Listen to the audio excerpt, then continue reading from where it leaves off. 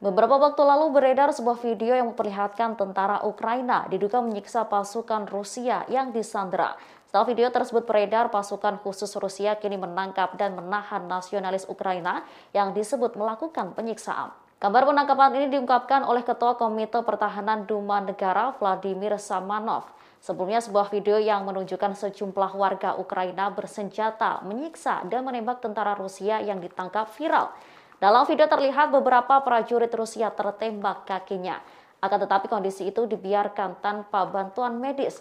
Para prajurit itu ditangkap selama operasi militer khusus yang diluncurkan Moskow di Ukraina pada 24 Februari 2022. Video direkam anggota kelompok itu dan disebarluaskan sebagai kampanye perang. Sementara pemerintah Ukraina menyatakan perilaku seperti itu tidak dapat diterima. Mereka pun berjanji akan menyelidiki masalah tersebut. Kemudian dikatakan Samanov, selang 3 hari dari beredarnya video itu, pihaknya berhasil menangkap beberapa nasionalis Ukraina. Anggota parlemen tidak menyebut nama-nama orang Ukraina yang ditangkap.